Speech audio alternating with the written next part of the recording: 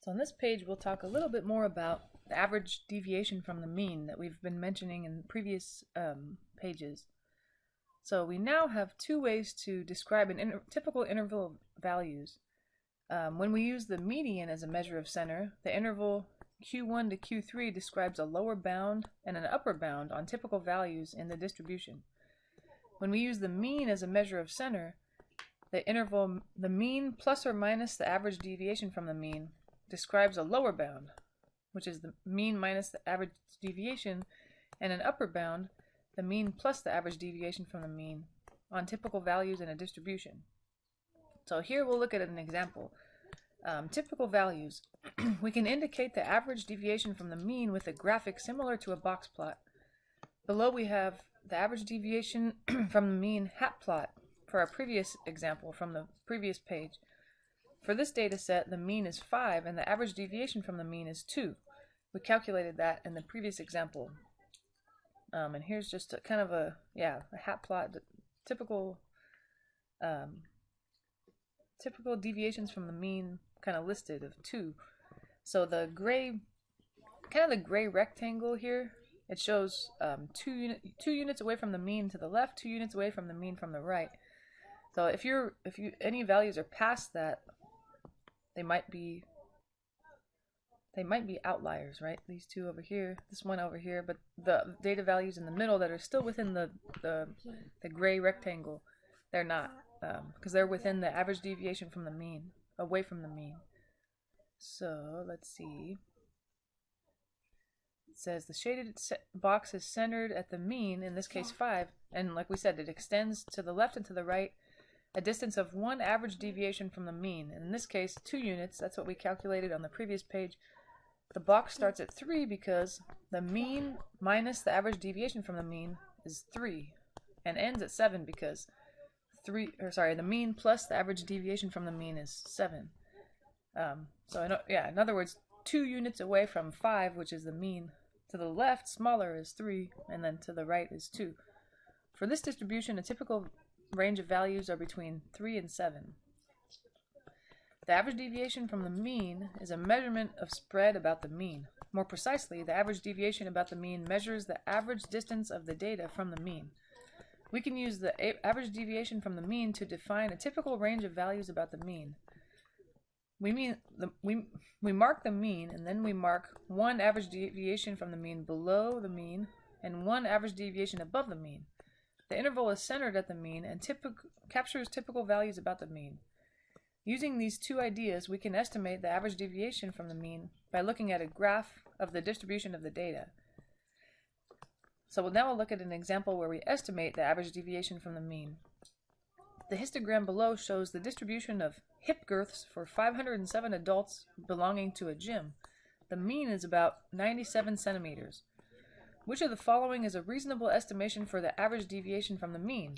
4 centimeters, 6 centimeters, or 8 centimeters? So let's look at this graph here. This histogram. It looks like the mean, is at 97, and they've indicated that with this vertical bar here. So in this case, we chose that just by looking at it, we estimate that the average deviation from the mean would be 6. So to estimate the average deviation from the mean just by looking at the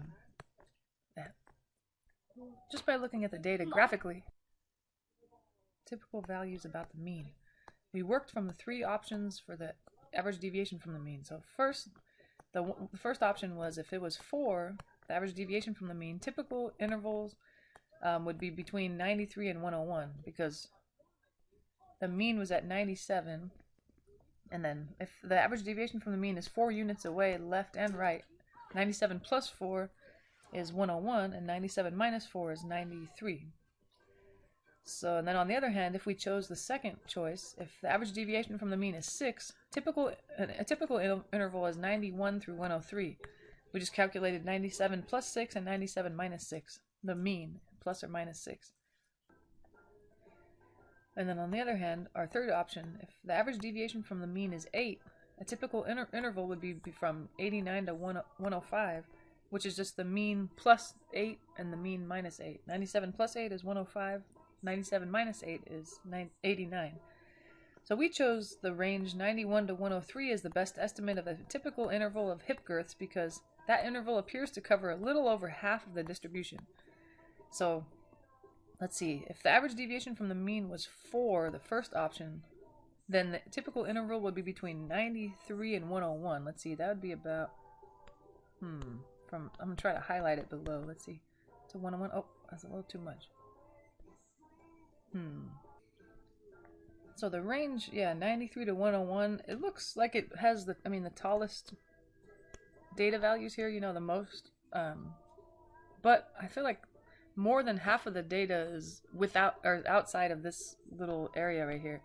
So I think average deviation from the mean being 4 might be too small. So if we increase it to the second option, that typical interval from 91 to 103 like we discussed, 91 would take us a little further over here, and then 103, yeah, would take us close to here. So we'd add a little bit more data on each side. Let's see, I'm trying to highlight it. It's not exact, but it just gives us an idea. Let's see.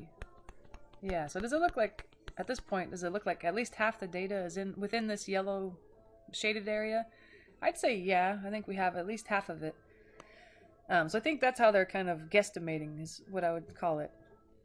Let's see. So we chose, yeah, that range, average deviation from the mean being 6, as the best estimate of a typical interval of hip girths because, yeah, like we said, it appears to have at least half the data in the distribution. The other options produced intervals that were either too narrow or too wide. Therefore, our estimation of the average deviation is 6. So they've kind of illustrated that down here. They've shown kind of what we were talking about above with highlighting in yellow. If the average deviation from the mean was 4, then we're saying that at least half the data values are between these two red lines, between that an x value of 93 and an x value of 101. But I'd say it doesn't look like half of them are within there. I think less than half are within there. But if you move those red bars out to the values that would be produced if the average deviation from the mean was 6, then it looks like, could be that half of them are within there, or at least close to half. But if the average deviation from the mean was 8, let's say, that would move those red lines out to 89 and 105, because those are the values that are 8 units away from the mean, which is 97. I'd say that you'd have a lot more than half of the data values within that yellow shaded area. Pretty much way less than half of the data values are outside that shaded area. Okay, so let's keep talking about this. Another way to estimate the average deviation from the mean is to mark a typical interval about the mean and use half of the length of your interval as an estimate for the average deviation from the mean. This would make sense because we define a typical interval as the mean plus or minus the average deviation from the mean. The lower bound on the interval is 1 average deviation from the mean below the mean. The upper bound on the interval is 1 average deviation above the mean. Therefore, the length of the typical interval is 2 times the estimated average deviation from the mean. So half of the length of the interval is a good estimate for the average deviation from the mean. So we'll look at a concrete example now. What is the average amount of pelvic measurement, or that pelvic measurement vary about the mean? So, and in this one, we said that our answer would be 2. The reasoning would be because we start by estimating the mean. A reasonable estimate for the mean is 28. Let's see. 28 is right here. Okay, this one I'd say that's a good fair measurement because there are two bars in the middle that are the tallest. Right between them is an x value of 28. So I'd say just estimating the mean to be 28 sounds fair. Okay. Because, yeah, the distribution is bell-shaped with a central peak at 28. We mark off... And then once we kind of estimate the mean, we say, well, how far away from the mean would I have to go to just to estimate that at least half of the data is within that range? So it's not easy, and it's not. I think there's no right or wrong. Well, as long as you're close to the same estimation as someone else who is correct, then I think you're okay. But I'd say if I just go. Like here, if I just include the 2 tallest bars, I don't think half the data is within those 2 tallest bars. I mean, yeah, they're the tallest, so they have the more data than any of the other bars, but those 2 together don't represent half of all the data. So I might go out, that's only 1 unit away. I might go out a little bit more and see. How about if I highlight the next bar out and the other bar out? those four together, those four bars might represent half the data at least. Pretty good. So right now I'm leaning towards 2 units away from the mean on the left, and the right might represent half the data. If I were to go out 3 units from the mean and include the next bar on the left, the next bar on the right, all that together, those 6 bars together, would represent way more than half of the data. So I think maybe that's too much, and I think that's how they got it. So I think 2 units away, including the 4 bars that are centered within around the mean, these 4 would probably be it. So I think that's where they got the answer of 2.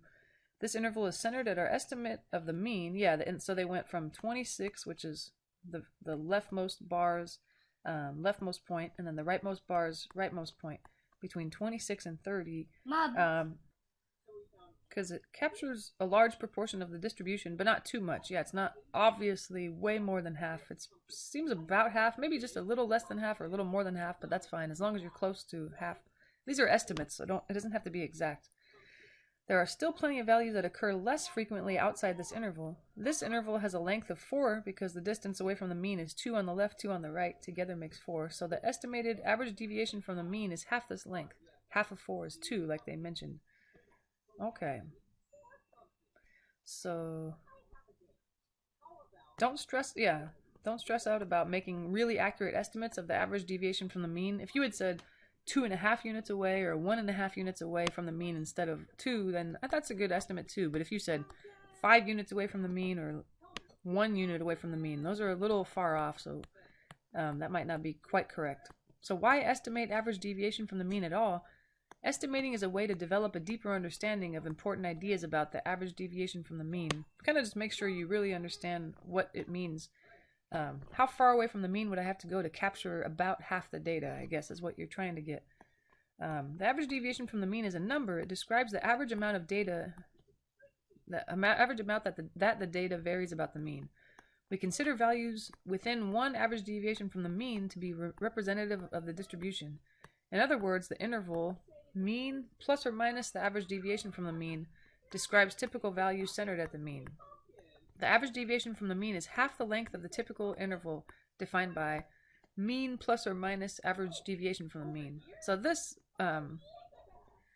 looks complicated, but by that they just mean the very leftmost you go is the mean minus the average deviation from the mean, and then the very rightmost you go is the mean plus the average deviation from the mean. So in this concrete example, the mean we guesstimated was 28 minus, we said the average deviation from the mean seems like about 2 units away, so 28 minus 2 would be 26, so that's how far left we go.